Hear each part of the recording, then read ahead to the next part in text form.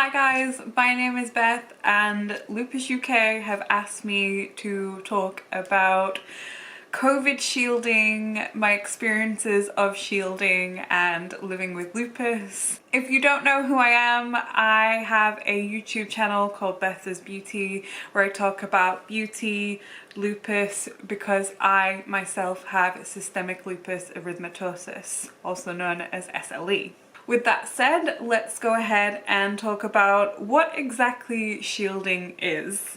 Shielding, by definition, is minimizing the risk of contracting coronavirus by staying in your home, in your own bubble, and limiting contact that you have with any other people. Shielding is a deeply personal decision for the 2.2 million people in the UK that are clinically vulnerable. It is a tough decision to make because it impacted everything from finances, mental health, social relationships. A number of extremely clinically vulnerable people were sent text messages and letters from the NHS and the government advising them to shield and providing information of services that could help them while they were shielding. As things later developed with the pandemic and the spike of the pandemic, more and more information came out about how the NHS and the government chose to grade people on how clinically vulnerable they were. According to the government's website, there are two levels of higher risk. One is high risk, which is clinically extremely vulnerable people. The second level of risk is moderate risk, which is clinically vulnerable people. If you were out of work for shielding, you were offered statutory sick pay, which is £95.85 per week. I personally know that that wouldn't cover my bills, and that is quite worrying that the chronically ill, to protect themselves, had to put themselves in such a financially vulnerable situation. I was in a really lucky position that as I work in a school for my day job, that we were allowed to take holiday. I did not receive a shielding letter, I did not receive a shielding text message, and I called my GP about not receiving any of those things, and he explained the scales of high risk and moderate risk. And seemingly I didn't fit into any of those categories because I am not on immunosuppressants, and my flares, while they come and go, are not as severe as they used to be. But it did raise a lot of questions as to whether or not I was still vulnerable, and made me quite anxious about not knowing whether or not I was going to contract the virus. Because having lupus, my immune system doesn't function properly. It was just very frustrating and anxiety inducing to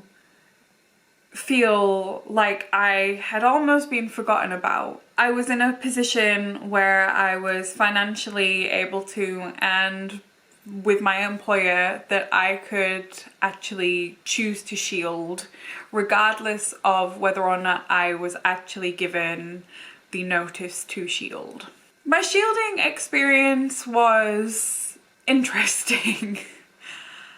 I live alone, so I didn't have the option to see my family. My parents live over an hour away from me, but I was very fortunate to have friends who provided meals to me. They brought me shopping, they checked in with me regularly. But I understand that not a lot of people have that luxury of connections. It's been a very isolating time, but fortunately I am quite a crafty person, and I actually picked up a lot of hobbies and spent a lot of time working on myself during shielding. But it was still very isolating. It still felt very much like I was alone. Then I started to worry about what it was going to be like going back to work. If this pandemic ever ends, do I go back to work? Am I still at risk?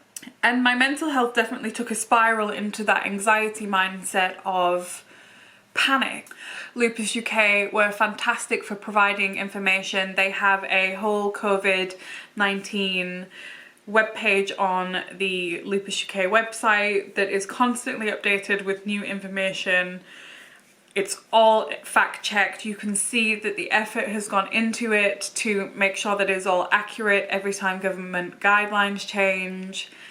Lupus UK even offered an emergency assistance fund for those who were struggling with finances during the pandemic too, for those people who were having to shield and out of work.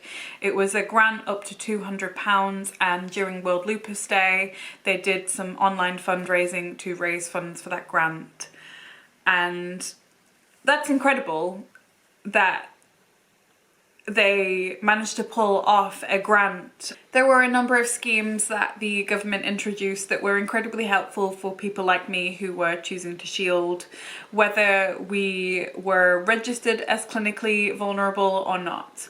There was a website that you could apply for what I believe was called the NHS Volunteer Responders, whereby you could apply for help with access to prescriptions, having someone collect prescriptions for you, having someone collect food for you, and receiving free food packages if you were clinically vulnerable. You could also apply for priority supermarket slots for deliveries so that you weren't left without food.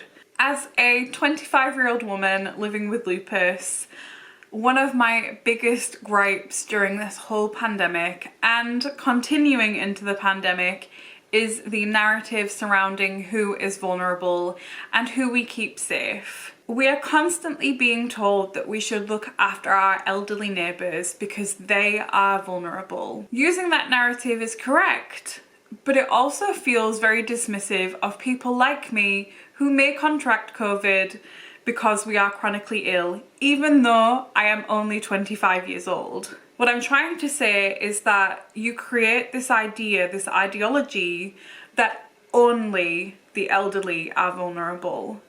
There are many young people like me, or even children in school, that are clinically vulnerable. People with hidden disabilities, people with hidden chronic illnesses, people with hidden illnesses look well, but not all of us are. In the grand scheme of things, we need to keep everybody safe. But it's really, really, really, really important to me that we make sure that people are also aware that there are people with hidden disabilities, people with chronic illnesses that are young, that are not elderly, that do not fit into the 70+ category, that are vulnerable. If you are needing support, reach out to a friend, reach out to a family member, reach out to Lupus UK.